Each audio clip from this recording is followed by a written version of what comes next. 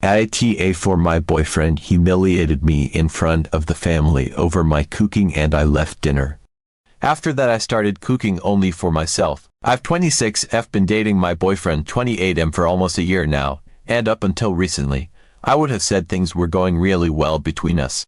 He's sweet in so many ways, always does little things like bringing me coffee in bed on Sundays, and he's got this incredible sense of humor that always makes me laugh. I really thought we were a great match. But something happened last weekend that has left me questioning our relationship, and honestly, I can't shake off how hurt and embarrassed I felt. A bit of background might help paint the picture. I love cooking. I'm not a professional chef or anything, but it's one of my biggest passions. I spend a lot of time looking up recipes, experimenting in the kitchen, and trying to make meals that are both healthy and taste great. My boyfriend knows how much cooking means to me. He's even complimented my cooking skills several times, though there's always been this one little caveat. That caveat is his mom's cooking, and more specifically, her lasagna. I swear, I've heard about this lasagna more times than I can count. The legendary lasagna seems to hold an almost mythic place in his heart, and he never misses an opportunity to compare my dishes to his mom's cooking. It's usually lighthearted, and I try to just laugh it off because I know it's a common thing for guys to compare everything to their mom's cooking. But lately, it's felt less and less like teasing and more like undermining my efforts. A few months ago, I even decided to make lasagna because he wouldn't stop talking about it. I thought I could take a crack at it and maybe impress him a little. I went all out, making my own sauce from scratch, layering everything with care, and letting it bake until it was all bubbly and golden. I was proud of my effort, and I felt like it turned out pretty damn well. But when I served it to him, he didn't have anything nice to say. He made a face and said, "It's good, but not like my mom's. Hers is just, I don't know, it's got something yours doesn't." I tried to pry a bit, asking what exactly I could do to improve, but he shrugged and said, "I don't know, I guess you just need more practice." It stung, but I let it go because I didn't want to make a big deal of it. So fast forward to last weekend. We were heading over to his parents' place for dinner. This was a big deal for me because I'm still trying to make a good impression on his family. They're nice enough, but I always feel a bit like I'm under a microscope around them. His mom is a very traditional woman who clearly takes a lot of pride in her cooking, and I get it, she's amazing in the kitchen, and I respect that. Before we left, my boyfriend made an offhand comment that really rubbed me the wrong way. He was straightening his shirt in the mirror, and I was just putting on my shoes when he looked over at me and said, "Maybe tonight you'll finally learn how to make lasagna properly. Yours could definitely use some improvement." I tried to laugh it off, but it really hurt my feelings. Here I was, going to his family's house, hoping to make a good impression, and he's essentially telling me that my cooking isn't up to par and that I should take notes from his mom. I took a deep breath and decided to let it go, thinking I'd just focus on having a good time at dinner. I didn't want to start an argument before we even left. We got to his parents' place, and it was all the usual pleasantries. His mom greeted us warmly, his dad was in the living room watching TV, and the smell of lasagna filled the house. I already knew what was on the menu, and I was prepared to hear everyone rave about it. Honestly, I was fine with that. I understand his mom's lasagna is a family favorite, and it's not a competition for me. I just wanted to enjoy the meal and have a nice evening. Everything was fine at first. We were all sitting around the table, and his mom brought out the lasagna. It did look amazing, with layers of cheese and sauce perfectly melded together. Everyone started eating, and naturally, the compliments started rolling in. "This is the best lasagna, as always, Mom. You've really outdone yourself, all of that." I smiled and agreed, telling his mom it was really delicious, because it truly was. But then, my boyfriend just couldn't resist. He turned to me, with that playful smirk of his, and said, "See, this is real lasagna. I've tried making it once, but let's just say, there's a reason we're all here eating my mom's tonight." Everyone laughed. I tried to smile and play along, but it felt like a punch in the gut. I could feel my face getting hot, but I kept quiet. I thought maybe he'd stop there, but he didn't. He kept going, saying that I burned the sauce, which I definitely didn't, and that maybe I should just leave lasagna to the experts. His mom laughed awkwardly, like even she wasn't sure if it was funny anymore, and his dad just kept eating, oblivious.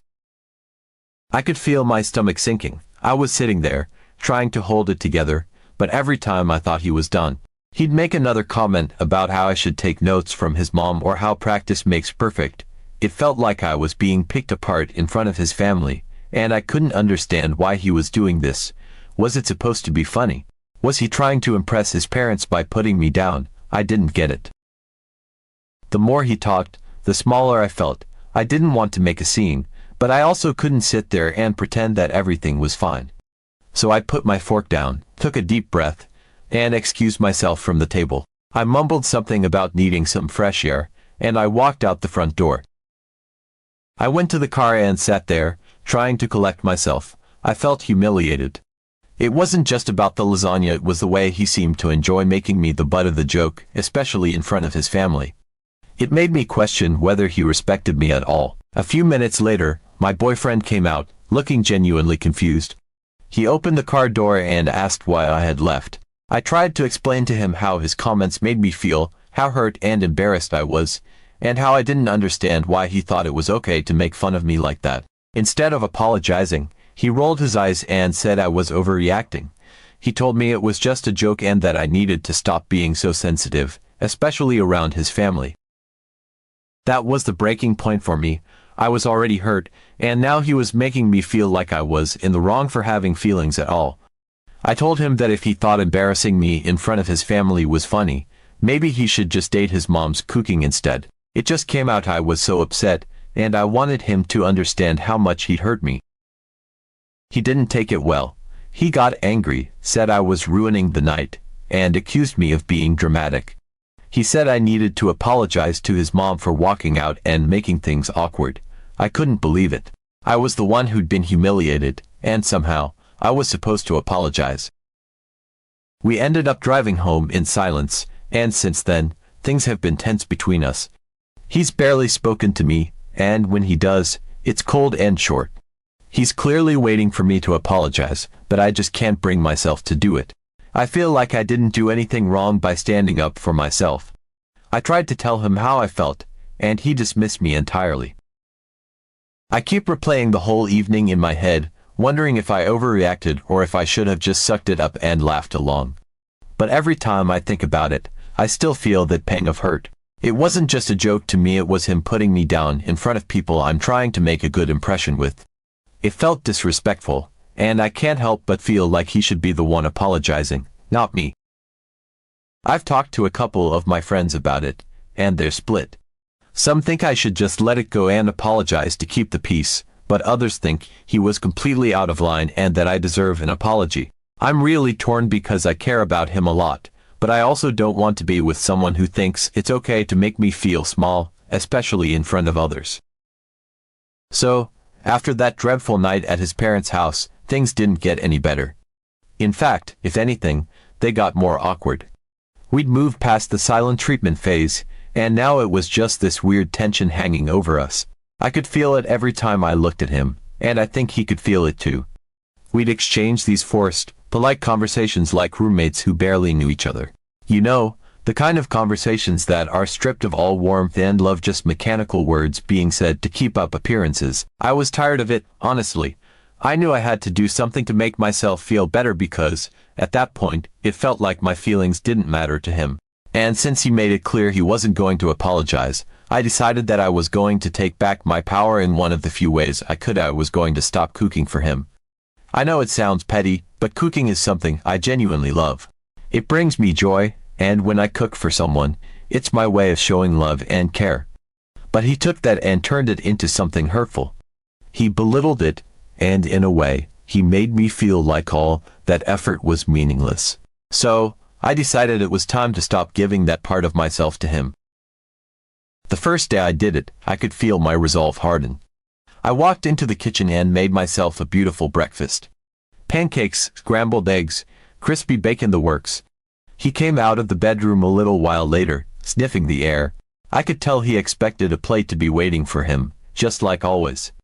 But when he walked in and saw me sitting there, a single plate in front of me, he looked confused, his brow furrowed, and I could see the question forming on his lips, but I just went about eating my breakfast, pretending I didn't notice. I could see him awkwardly hovering, waiting for me to say something or offer to make him a plate, but I didn't. Instead, I just smiled and said, "Morning," before taking another bite of my perfectly fluffy pancakes. He finally asked, "Is there anything for me?" and I shook my head, keeping my tone even. "Nope, I just made enough for myself." He didn't say much after that, just sort of nodded and mumbled something before heading back to the bedroom. I could tell he was annoyed, but he didn't press it then. For lunch, it was a similar story. I made myself a nice pasta salad, and again, he came out, looking around, expecting to see something for him. When he asked why I hadn't made anything for him, I simply said, "Well, you don't like the way I cook, remember? I figured it was better this way. I like my cooking, so I'll just cook for myself." He looked like he wanted to say something, but instead, he just turned and left the room. That evening, he decided he wasn't going to take it anymore. He stomped into the kitchen, grabbed some ingredients, and started cooking for himself.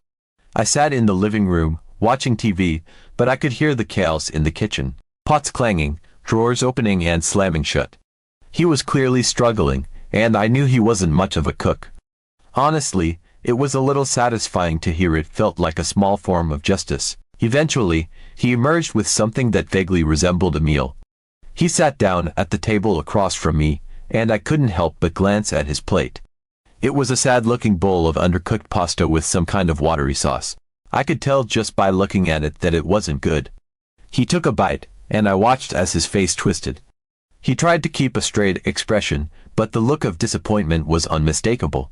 He forced a few more bites down, all the while shooting me these side glances, almost as if he was expecting me to swoop in and save him, to offer to make him something better, but I didn't. I just continued eating my own dinner, a perfectly cooked salmon with roasted vegetables, and acted like I didn't notice his struggle. Over the next few days, this pattern continued. I would cook for myself, making dishes that I loved, things I knew I was good at: risottos, curries, homemade bread, you name it. I'd enjoy my meals, savoring each bite, while he either attempted to cook for himself or resorted to takeout.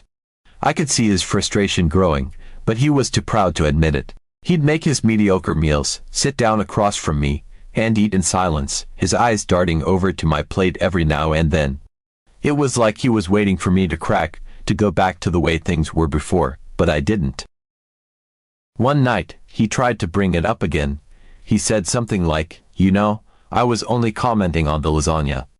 It wasn't that big of a deal." I just looked at him and shrugged. "Well, those comments made it pretty clear you don't like my cooking, so I'm just making sure I don't burden you with it." He tried to argue, saying it wasn't what he meant, that it was just one dish, but I could tell he still didn't understand why I was hurt. He was missing the point entirely, that it wasn't just about the lasagna. It was about the way he disrespected me and my efforts, especially in front of his family. Eventually, he stopped trying to cook and just started ordering takeout most nights. I think he thought that would get to me, that seeing him eat takeout while I cooked would somehow make me feel bad, but it didn't. If anything, it just reinforced how little he was willing to put in the effort. It was like he was trying to prove a point, but all it did was make me feel more justified in my decision. The whole situation made me realize just how much I'd been putting into the relationship, how much effort I'd been making to take care of him, to show him love in the ways I knew how. And it made me realize how little he appreciated any of it. It wasn't just about the cooking, it was about the lack of respect, the lack of understanding, and the lack of effort on his part. He expected me to just take care of him without ever considering what that meant for me or how his words and actions affected me. It's been a couple of weeks now, and things are still tense. He hasn't apologized, not really. He said things like, "I didn't mean it that way," or "You're taking it too personally," but there hasn't been a real apology, no acknowledgement of how his words hurt me. And honestly, I'm not sure if I even want one anymore. I think I've come to a point where I'm realizing that maybe this relationship isn't what I thought it was. Maybe the person I thought he was isn't who he really is, and maybe I deserve better than someone who thinks it's okay to belittle me and then refuse to take responsibility for it. After weeks of eating his sad, repetitive takeout, I could see it was wearing on him. At first, he tried to make it seem like it didn't bother him, like he was perfectly happy with whatever fast food or delivery he could get his hands on. He'd come into the dining area, open up his plastic takeout container, and start eating while glancing at my plate. He tried to act like he didn't care, but it was painfully obvious that he did. He was used to eating home-cooked meals every day, meals made with care and thought.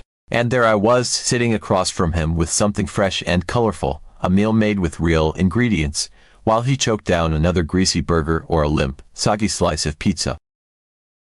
The more I cooked for myself, the more I noticed him hovering, almost like he was trying to work up the courage to ask me for some. I ignored it, though. I had no intention of offering him anything after how things had played out. He needed to learn that his words had consequences, and that if he wanted to reap the benefits of my love and care, he had to actually respect me. One evening, I decided to make lasagna. I don't know if it was a subconscious choice, or if I just wanted to remind myself that I was good at cooking, that the lasagna wasn't the problem, it was his inability to appreciate it. I spent hours putting it together. I made the sauce from scratch, layered it with a blend of cheeses and perfectly seasoned meat, and when it came out of the oven, it was bubbling and golden. It smelled amazing, the kind of smell that makes your whole home feel warm and comforting. As I sat down with my plate, I could see him watching from the couch. He'd ordered some takeout again, some sad-looking noodles, probably the cheapest thing he could find. He tried to look like he didn't care, but I could tell he did. His eyes kept darting to my lasagna, and I could see his frustration mounting. Eventually, he stood up and walked over to me. I could tell from his body language that he was about to try something, and I braced myself. He asked me to share, and I just looked at him, silently shaking my head. He sighed, and I could see the irritation flicker in his eyes. Without warning, he reached for my bowl, trying to take it. I pulled it away, and for a few moments, it was almost like a silent tug-of-war, him trying to grab it, and me refusing to let go. It was ridiculous, really, like two kids fighting over a toy. But I wasn't about to let him take my food after everything that had happened. He needed to understand that my cooking wasn't something he could just take for granted. He finally gave up, his face flushed with embarrassment. And that's when it happened. He broke. He actually apologized. It wasn't some half-hearted, dismissive apology like before. No, this time, he looked genuinely sorry. He said he was wrong, that my lasagna was amazing, that everything I cooked was amazing. And then, in what was probably the most vulnerable I'd ever seen him, he asked me to forgive him and to let him have some of the lasagna. He even added a bit of humor to it, almost like he was trying to lighten the tension, but it was awkward. There was something so raw and almost endearing about seeing him that way, admitting that he'd been wrong, acknowledging how much he'd missed my cooking, and actually asking, in his own awkward way, for a chance to make things right. For a few moments, I just stared at him, unsure how to respond. Part of me wanted to hold on to the hurt, to let him stew in it a little longer. But as I looked at him standing there, looking so genuinely remorseful, I felt my resolve starting to waver. I had missed this side of him, the one that was willing to admit his mistakes, the one that was human and imperfect, but trying. It wasn't the perfect apology, but it was enough for me to see that he was actually making an effort. So, I sighed, nodded, and told him he could have some. I got up, grabbed another plate, and cut him a generous slice of lasagna. As I handed it to him, I could see the relief wash over his face. He sat down at the table across from me, and for the first time in weeks, we ate together. And as silly as it sounds, it felt like a moment of healing, like we were finally starting to move past the hurt and the pride and the pettiness that had built up between us. As we ate, things felt a little lighter. He made a few jokes, and I found myself smiling in spite of everything. There was still tension, still a lot left unsaid, but it felt like a step in the right direction. He complimented the lasagna, and this time, I could tell he meant it. He even made a comment about how he could never make something like this, and for once, it didn't feel like a backhanded remark, it just felt honest. A little later, I apologized to his family for leaving the dinner that night. I was surprised at how understanding they were. I had walked into their home feeling a mix of shame and nerves, worried that they might think less of me for how I handled things. But as I spoke, they listened attentively, and I could see that they genuinely cared. His dad gave me an encouraging nod, and his mom, in her gentle way, reassured me that things like this happen. She mentioned that family dinners can sometimes get intense, especially with all the teasing and personalities involved, and she understood how a comment could cut deeper than intended. I felt a weight lift off my chest as I realized they weren't judging me for it. What really touched me was when his mom added that she'd love to try my lasagna someday, but without any of the unnecessary comparisons. She smiled at me with this sincerity that made me feel seen, like she was extending an olive branch, not just for me to prove myself in her kitchen, but to genuinely connect over something I was passionate about. It wasn't about who was the better cook or whose lasagna was right. It was just a small act of kindness, and it went a long way. For a moment, I could imagine us in her kitchen together, sharing tips and laughing over bubbling pots of sauce. That small gesture meant so much to me. It wasn't just about lasagna, it was about her wanting to get to know me better, about me being welcomed into the fold of their family, beyond the awkwardness of what had happened. It was a way of saying, we see you, and we want you here. Am I AITA because I reacted like that and cooked food only for myself?